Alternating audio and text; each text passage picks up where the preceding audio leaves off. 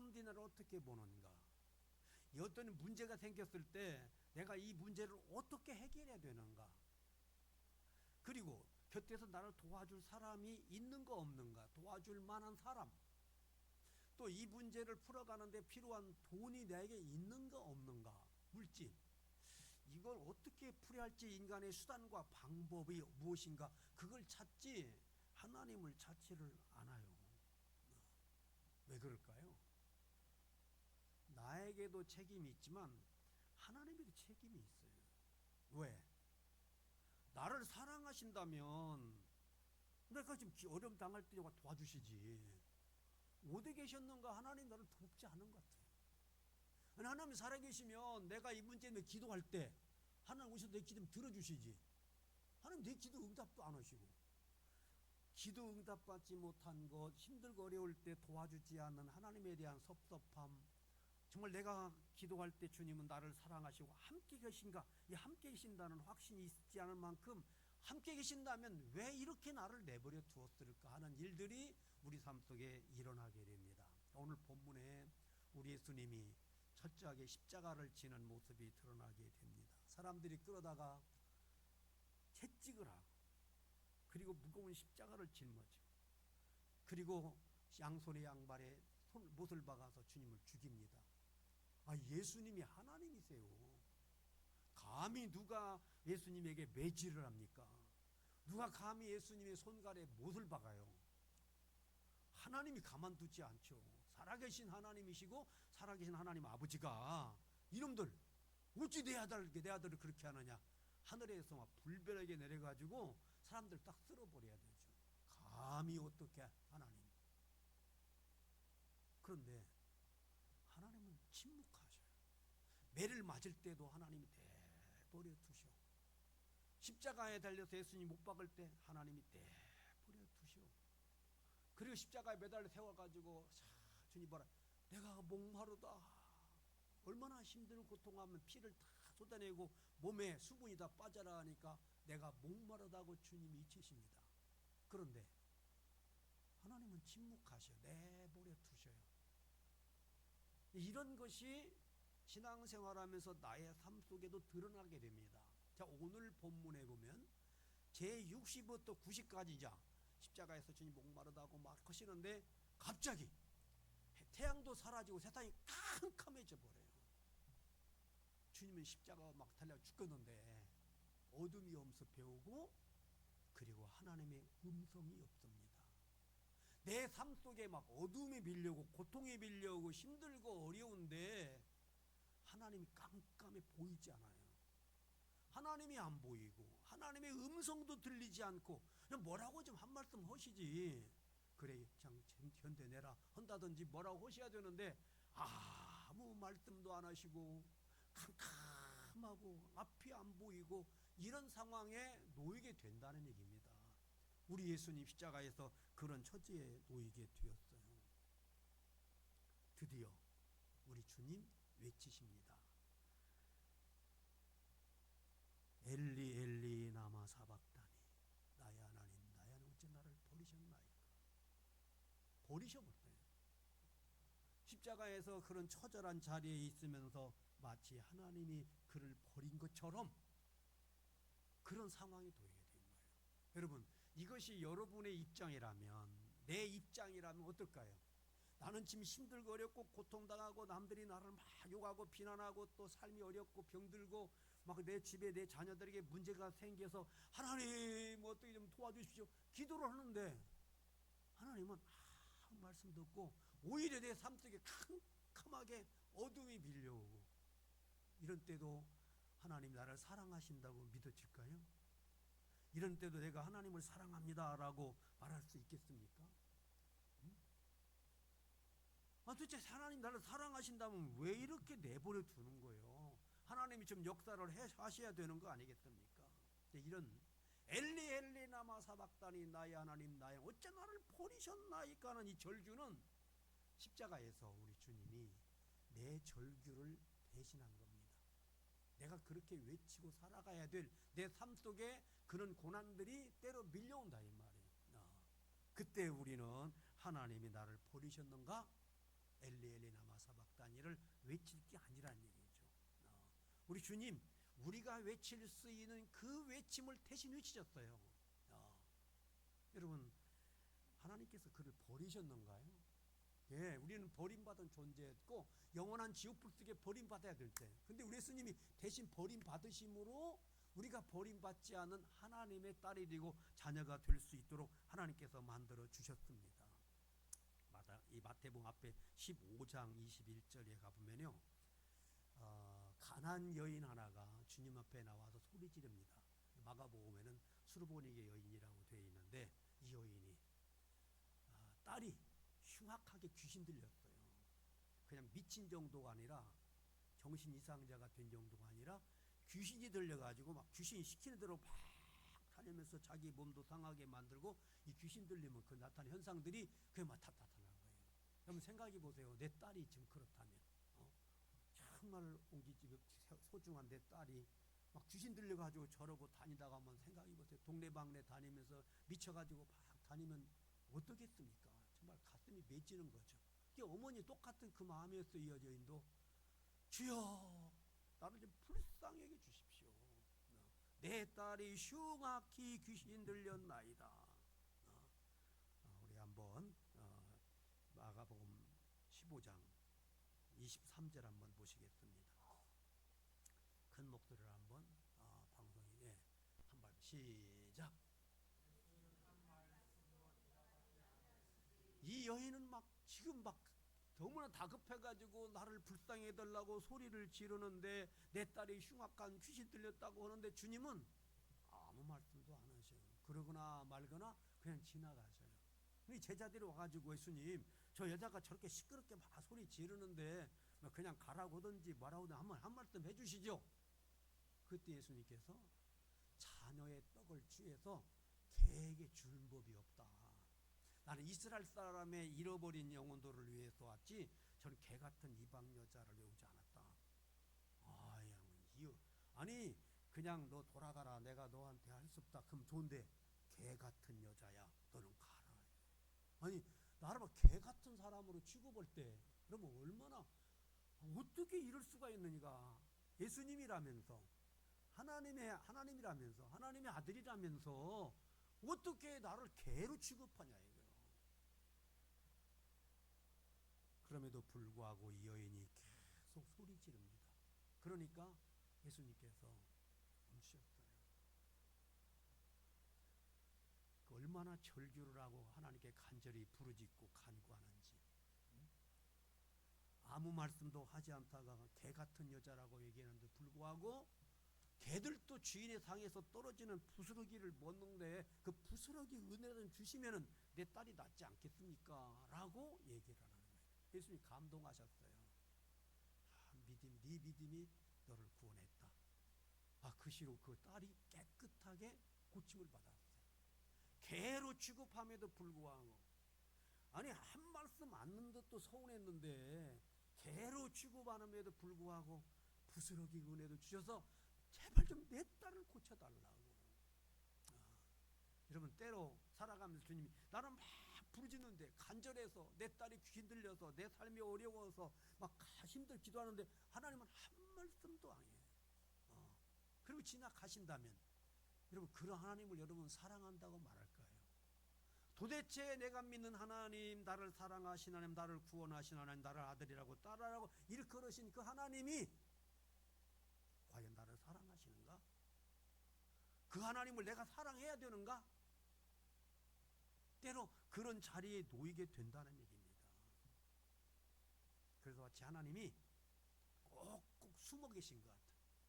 저 어둠 속에 주님이 십자가에서 고통당하는데 막 갑자기 어둠에 밀려고 보이지도 않고 뭔가 어디에 보이지 않는 곳에 꼭꼭 하나님 주님이 숨어 계신 것 같아요. 그런 길 안 당해 보셨어요, 여러분? 예수 믿으면서 우리 하나님 어디 막 꼭꼭 숨어 계신 것 같아. 도대체 뭐라 좀 말씀하시지, 왜 이렇게 내 나를 무관심하고 이렇게 하나님께서 내버려 두냐 이 말이에요. 여러분, 같은 상황인데 내가 어떻게 보느냐에 따라서 그것이 놀라운 축복이 될 수가 있습니다.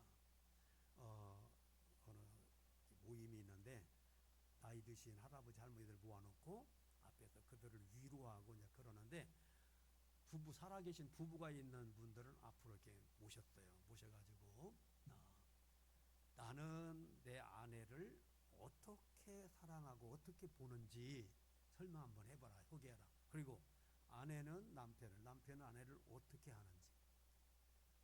그때 한 할아버지가 딱 나오더니 우리 집사람은 산소 같은 여자라고. 아이고, 할아버지가 나이 드셨습니다. 할머니는 산소 같은 여자라고 그렇게 하시냐고. 그게 아니라 산소 같은 여자라고. 그러니까 할머니한테, 할머니는 남자를, 할아버지를 어떻게 모십니까? 라고 그랬더니 태양 같은 남자라고. 남자 막 태양 같아가지고 막 빛이 찬란하고 막 새 희망을 주고. 그게 아니라 차마 눈 뜨고 못 보는 태양 같다고. 태양을 눈 뜨고 볼 수 있어요? 같은 사람을 가지고도 이렇게 정말 산소같이 보기도 하고 눈 뜨고 보지 못할 추한 모습으로 보이기도 하고 그렇게 보인다는 얘기입니다. 하나님이 때로는 그렇게 보일 수 있어요. 근데 그게 아니거든요. 내게 얼마나 소중한 분이고 나를 얼마나 많이 사랑하시는지 내가 보는 눈이 중요한 겁니다. 어떤 가게에 가격을 써놨어요. 한 개에 3,000원, 3개에 10,000원. 여러분 이거 이해가 됩니까? 한 개에 3,000원인데 3개면은 9,000원이어야 되는데 10,000원이에요. 아니 한 개 사는 것보다 3개를 사면 깎아줘야지 더. 하나 사다가 3개 사니까 뭐 8,000원을 받는다든지 그래야 되는데 하나에 3,000원, 3개에 10,000원. 물어봤대요. 왜 이렇게 가격을 매기느냐. 그냥 똑같이 받든지 9,000원을 아니면 1,000원 깎아주든지 되지. 오히려 3개 샀는데 10,000원이나 받으면 되겠느냐. 그랬더니 이 장사꾼이 그렇게 얘기더래요. 3개나 사서 처먹을 놈은 부자니까 1,000원, 10,000원 내야 되고 돈이 얼마나 없으면 하나밖에 못 사 먹겠냐. 깎아줘야지. 깎고는 못 줘도 그냥 3,000원 그대로 받고 3개나 사 먹을 만큼 돈 많은 부자는 1,000원 더 받아서 10,000원을 받는 것이다. 여러분 한 사람을 보면서 3개나 사 먹는 사람은 부자니까 한 가밖에 못 사 먹는 사람, 돈 없어서 이 사람들도 먹고 싶고 먹어야 되지만 한 가밖에 못 받는 사람, 그 사람이 참 가난하고 측은하게 여겨질 수 있는, 우리 삶 속에 때로 고난이 밀려고 어려움이 밀려올 때 왜 그러냐라고 하면서 하나님이 계시냐 안 계시냐, 하나님 나를 사랑하지 않느냐 하냐, 이거 허리지 말란 말이에요. 하나님은 지금도 살아계셔서 보이지 않는 같은 그곳에 엘리 엘리 라마 사박다니 외칠 때 우리 하나님은 듣고 계시고 그 일을 통해서 인류를 구원하기 위한 구원의 역사를 지금 이뤄가고 계시는 거예요. 힘들고 어렵지만, 그래 사랑하는 내 딸아, 네가 힘들고 어렵지? 그래 내가 다 알고 있다. 그 과정을 지나야 네가 잘 되는 거야. 그래 참 너 어렵게 사는구나. 괜찮아. 그렇게 돼야 네가 앞으로 위대한 믿음의 사람이 되는 거야. 그 고난을 통해서 하나님 우리를 막 아름답게 만들기 위해서. 어찌하여 나를 버리십나이까? 어찌하여 이렇게 하나님 무관심하십니까? 어찌하여 하나님이 내 기도를 듣지 않으십니까? 아니에요. 하나님은 듣지 않고 어디 안 보이는 곳에 꼭 숨어 계시는 분이 아니라 지금 내 삶의 현장에 내가 고난당할 때 하나님 생생하게 눈여겨보십니다. 누군가 나를 비난하고 욕하고 억울한 일 당할 때 하나님은 다 보고 계십니다. 나는 어찌하여 있을 때 하나님은 아니다. 내가 다 알고 있다. 다 준비했다. 하나님이 그렇게 말씀하시고 나를 만들어 가시고 이끌어 가시는 겁니다. 그럼에도 우리는 어떻게 해요? 시편 기자는 시편 1절에 여호와여 어찌하여 멀리 서시며 어찌하여 환난 때 숨으시나이까? 얼마나 답답했으면 그랬을까요? 여러분도 그럴 수 있어요. 어찌하여 하나님 이렇게 내버려 두십니까? 아니에요. 내버려 두는 게 아니라 다 보고 계시면서 그 과정을 통해서 나를 다듬고 만들어 가십니다. 그렇기 때문에 한 말씀도 안 할 때 있어. 말씀 안 듣는 게 아니에요. 하나님이 침묵하시며 거기서 나를 만들어 가십니다. 그런데 왜 하나님이 나를 사랑하시고 만들어 가시는데 하나님이 숨어 계신 것처럼 내 눈에 안 보이는가? 안 보이는 이유가 하나님은 오른쪽에 저기 계신데 나는 자꾸 왼쪽에서 하나님을 찾아요. 하나님한테 복도 주시고 나는 항상 복받고 잘되고 건강하고 모든 것 형통한 그곳에서 하나님이 그렇게 주시기를 거기서 바라봐. 하나님을 거기서 찾아.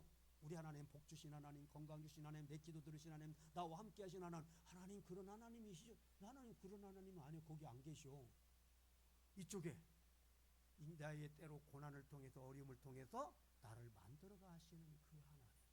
보세요. 유대인들은 예수님 어디서 찾았습니까? 왜 예수님 십자가로 못 박아 죽였을까? 예수님을 하나님의 아들 메시아 왕의 자리에서 찾으니까 거기 예수가 안 보여요.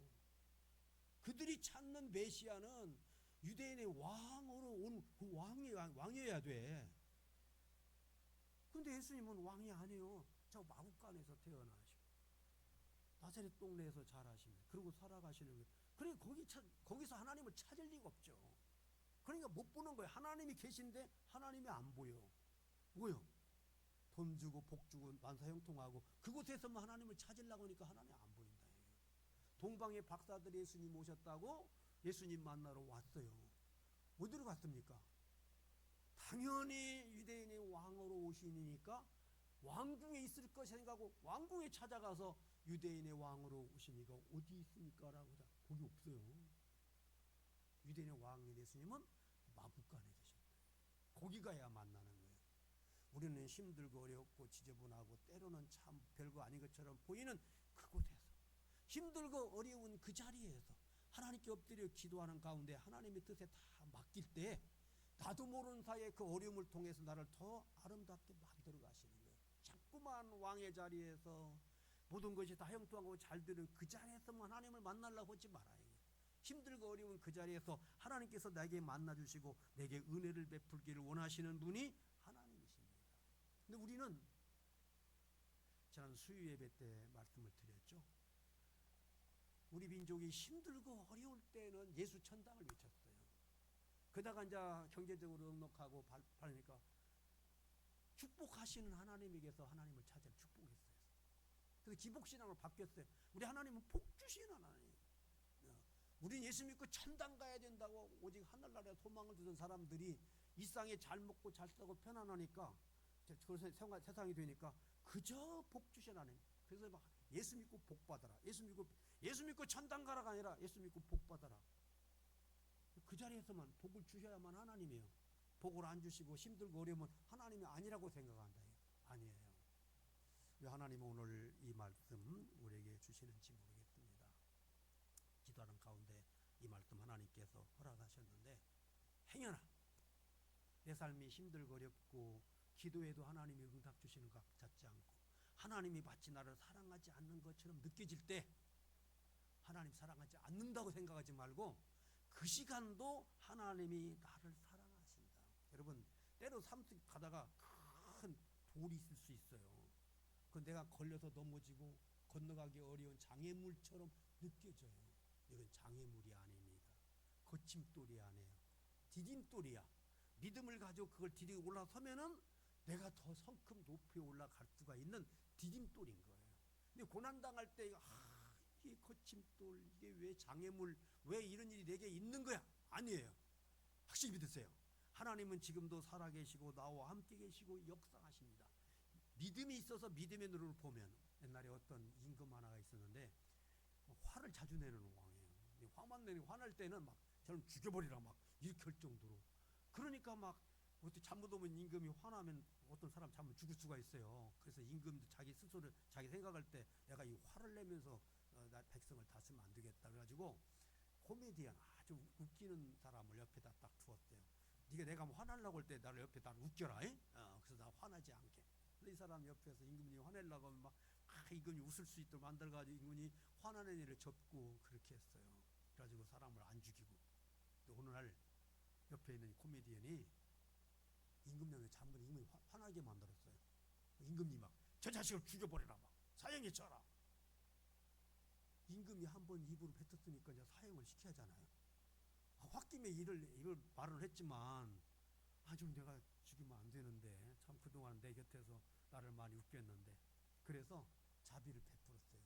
내가 너를 죽인다고 사형시키라고 말을 했으니까 사형시켜야 되는데 주는 방법을 네가 택해라. 어떻게 교수형을 시키래, 목을 베는 참수형을 시키래, 불에 태우는 화형을 시키래. 네가 택해라. 가장 좋은 대로 죽임이나 네가 원하는 대로 죽으라고.